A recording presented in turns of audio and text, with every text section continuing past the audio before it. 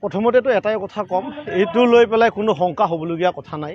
আৰু এই যে মানে এটা এই বিটিআৰ অঞ্চলত যেনেকুৱা এটা ভয়ৰ এটা আতংক এটা সৃষ্টি কৰিছে AVMSU আৰু BPF মিলি পেলাই, সেইটো খুব নিন্দনীয়।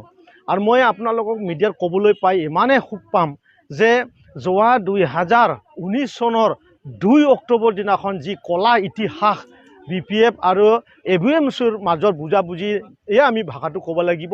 তেখেতসকলে কি ধৰণৰে অসমৰ এটা লেণ্ড এণ্ড ৰেভিনিউ ডিপাৰ্টমেণ্টক তেখেতসকলে কি এটা চিঠি তাতে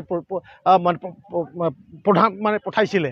হাইকোৰ্টৰ যি নিৰ্দেশ, সেই নিৰ্দেশৰ মৰমে এই ব্যক্তিবিলাকক ট্ৰাইবেল বেল্ট এণ্ড ব্লক এৰিয়াবিলাকত ইভিকশ্যন কৰিব পাৰে বুলি BPF চৰকাৰ থাকোঁতে 2019 চনৰ 2 অক্টোবৰ দিনাখন কি পত্ৰ পঠাইছিলে, অহা 17 তাৰিখত আমি আমাৰ land and revenue department EM ডাঙৰীয়াই সকলো কথাবিলাক খোলা কৰি ক'ব। মই এটাই কথা ক'ম যে মুছলমান সমাজৰ বহু সময়ত মানে BPFে ৰাজনীতিক কৰাৰ কাৰণে তেনেধৰণৰ ষড়যন্ত্ৰ কৰি আহি আছে। আৰু তেখেতসকলৰ লগত মিলি পেলাই AVMSৰ শতাংশ মানে লিডাৰবিলাকে BPFক মানে ফ্ৰমত আনাৰ কাৰণে, চৰকাৰত আনাৰ কাৰণে সহু কাম কৰি থাকে। তাৰে এটা পাৰ্ট বুলি মই ক'ব পাৰোঁ। কাৰণ এই ইতিহাসখন মই ইয়াত এনে আপোনালোকক কোৱা নাই, মোৰ তাত পেপাৰ্ছ ডকুমেণ্টছ আছে, অল্ড ডকুমেণ্টছ ইয়াত ৰেডি আছে। আমি BTR চৰকাৰৰ আমাৰ ইয়াত কোনো হাত নাই। সেই গোটেই কাগজবিলাক BTCৰ যেতিয়া হাগ্ৰামা মহিলাৰে নেতৃত্ব দিছিলে সেই সময়ৰে সেই মানে ইভিকশ্যনৰ যিখিনি মানুহৰ লিষ্ট আহিছে, হাইকোৰ্টত যিখিনি অৰ্ডাৰ দিছে, হাগ্ৰামা থাকোঁতে হাগ্ৰামা ডাঙৰীয়াই সেই ইভিকশ্যনটো অৰ্ডাৰ দিওৱা। আৰু ইয়াৰ দ্বাৰা এটা মই কথা ক'ব খুজিছোঁ যে অনাগত দিনবিলাকত মুছলমান সমাজে সজাগ হ'বলৈ সময় হ'ল। কাৰণ মুছলমানৰ আধাসংখ্য মানুহে মুছলমানক ভয় খুৱাই পেলাই, লোভ দেখাই পেলাই যুগ ধৰি ৰাজনীতি কৰি আহিছে। এইবাৰো মই দেখা পাইছোঁ AVMSৰ কেইটামান ব্যক্তিবিলাকে কিন্তু এই কামে আৰু কৰিবলৈ গৈছে।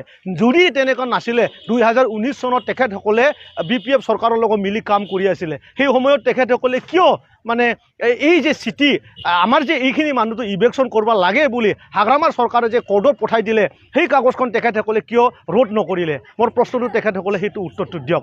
গতিকে আমাৰ প্ৰমোদ বড়ো ডাঙৰীয়াই সেই ব্যক্তিবিলাকৰ কাৰণে প্ৰত্যেক চাৰ্কলত আমি এতিয়া মাটি বিচাৰি আছোঁ, যাতে আমাৰ জলদিয়ে আমি এই মাটিখিনি মাটিখিনি তেখেতসকলক যাতে আমি দিব পাৰোঁ। কাৰণ আদালতৰ যি কানুন এইটো ভাৰতবৰ্ষৰ চবচাই ডাঙৰ। অলৰেডি হাইকোৰ্টে আমাৰ BTC চৰকাৰক নিৰ্দেশ দিছে আৰু সেই মৰমে আমাৰ বিষয়া আমলাবিলাকে আমাৰ মানে এই ব্যক্তিবিলাকক নটিচ দিয়া হৈছে। এতিয়া কথাটো হ'ল আমি কোনো এজন মানুহকো BTCৰ পৰা আমি যাবলৈ নিদিওঁ। কোনো মুছলমান এজন মানুহকো আমি আমাৰ BTCৰ মুছলমানসকলক আমি যাবলৈ নিদিওঁ। আমি বৰঞ্চ পাত্তা দিয়াৰ কাম আমি তীব্ৰৰে কৰি আছোঁ। ইভিকশ্যনৰ আগে যাতে আমি পাত্তা দিব পাৰোঁ তাৰ কাম কৰি আছোঁ। কিন্তু মই ধিক্কাৰো দিছোঁ সেই লিডাৰবিলাকক, যি মুছলমান লিডাৰবিলাকে তেনেধৰণৰ নিজৰে মানুহবিলাকক ৰাজনীতিকৰ মেৰ পেছত পেলাই সঘনে মানে কষ্ট দি আহিছে। মই ধিক্কাৰ দিছোঁ তেখেতসকলক। আৰু তেখেতসকলক চিনাক্ত কৰাৰ সময়টো আহিল। তেখেতসকলকে উল্টাকে ইভিকশ্যন কৰি পেলাই কিন্তু আমি BTRৰ পৰা বাহিৰত পঠাব লগা দিনটো আহিল। ধন্যবাদ। AVMSে দীৰ্ঘদিন ধৰি যেতিয়ানে ৰাজনীতিকৰ যেতিয়ানে মানে চৰকাৰ গঠন কৰিবলৈ হয় তেতিয়ানে তেখেতসকলে এটা পাৰ্ট মৰ্চা চম্লাই আহি আছে। আৰু সেই সময়ত 2019 চনতো তেখেতসকলে BPFৰ হৈ কাম কৰি আছিল।